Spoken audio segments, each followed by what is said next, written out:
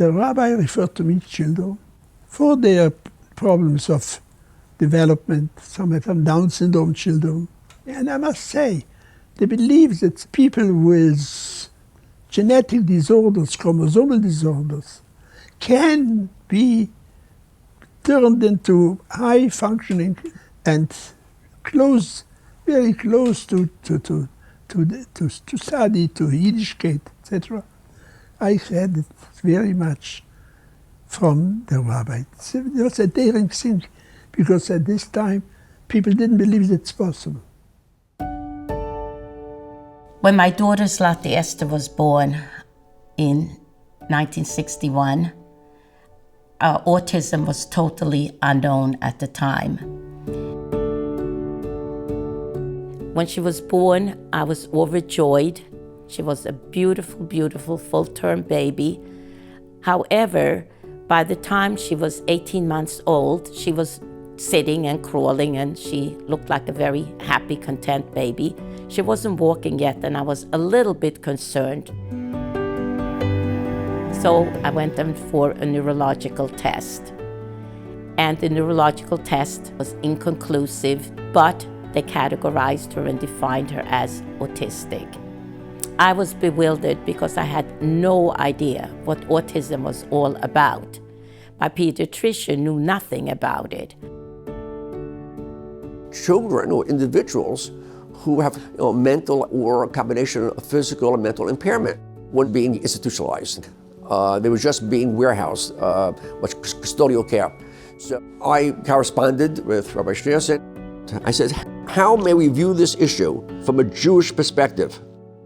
So I remember coming to his office, and the Rebbe motioned for me to sit her down on a chair. The Rebbe let me voice my concerns, what was going on. And then he took out of his desk a sheet of paper and a pencil and pushed it across the desk towards Zlati. And she automatically, without giving it any second thought, picked up the pencil and started scribbling on the paper. And the Rebbe had this big, broad smile on his face. He was absolutely delighted. And he said, "Ich weiß nicht, was mir macht der ganze Meise da." Gave me some suggestions what to do. One of them was to place her in a regular kindergarten or nursery school in the neighborhood. And then he told me to go see Dr. Schick. I think the Rebbe felt I could do a lot with this child. And that gave me the courage to teach her a lot of things and make her quite independent.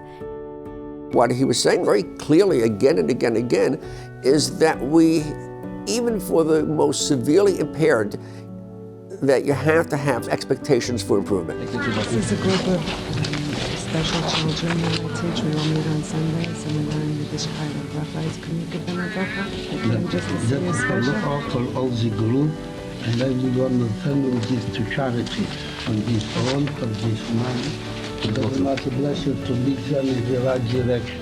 It is important that the trainees themselves should be encouraged, both by word and the manner of their training, to feel confident that they are not, God forbid, cases. Care should be taken not to exaggerate expectations through far-fetched promises. However, a way can surely be found to avoid raising false hopes, yet giving guarded encouragement.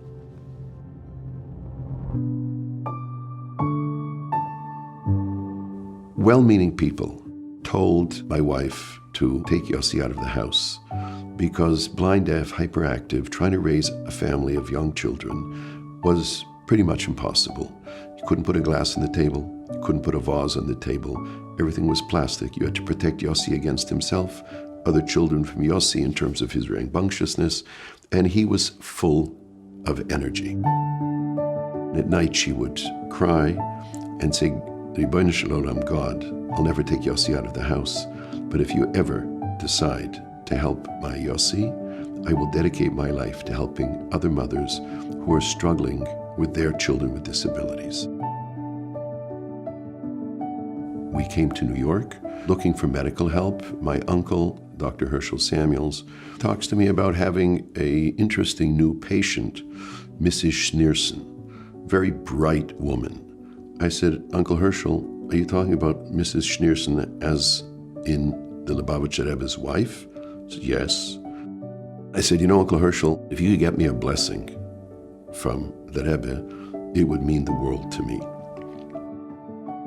While we were standing with the Rebbe, Yossi was running around, you couldn't control him, and the Rebbe kept giving him nickels, and Yossi would run 2 steps, 3 steps, and throw away the nickel. And the Rebbe would give him another one, and he'd do the same thing, and we were dying, we were so embarrassed. And the Rebbe said, "Lost him. This is a gesunde Tchuna. Leave the child. This is a healthy quality." I really can't go into the Rebbe's mind, and we didn't ask what his intent was. But in seeing what developed, his tenacity, that just like he took the nickel from the Rebbe, you know what? Boom, another one and another one, and that's it. Yossi has never stopped, and hopefully he'll never stop.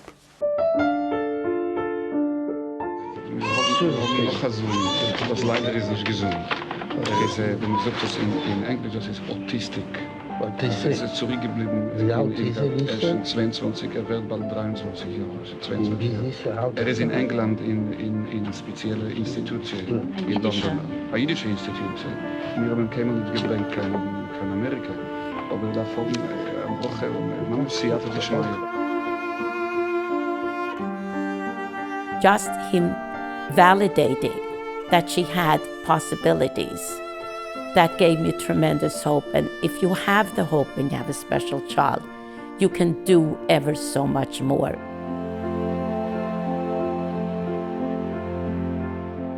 Every possible emphasis should be placed on the tangible and audio-visual aspects of Jewish education in terms of the actual practice of mitzvahs. It would give him a sense of belonging and attachment.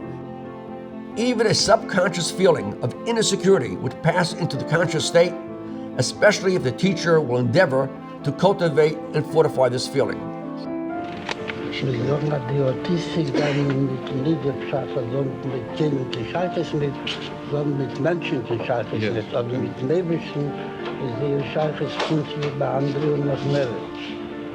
Man sagt nicht vernommen mit Menschen, wenn sie vernommen mit Lebischen. Interessant ist, ich habe einmal probiert mit ihm lernen, sozusagen eine Woche.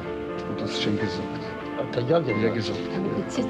Und der bekannt ist bei ihm, das er halte das auch bekannt ist. Er hat das doch nicht, was ich ihm singe. Nein. Sie konnte doch heranstellen. Ich stand uns eine Sache, was er ja geworden mit Tschüss. Und dann habe ich verwendet, dann noch geschafft, ich komme dann besuchen. Das ist der Mann, die was besuchen, dann haben wir gedacht, der nicht zurück.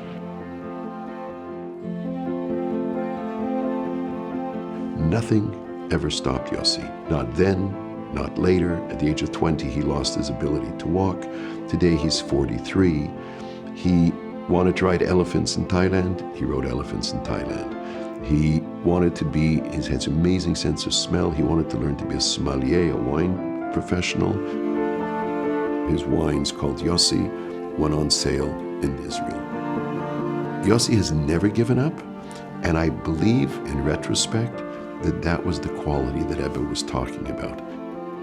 In Daikin Meche, Mahashem Shenesim Lemishahu, Shehu Nechi, Shezehu Mave al Mashahu Nechisas V'yerido, Ki im Adra Betzorich Lahadgish Bozeh, Shehu Mashahu Miyuchot, Umitsuyon, Al-Yedei Beire Hodom, שנוסם לכיכס מיוחדים יסיירים על מה שיש לו להודו מן השורו.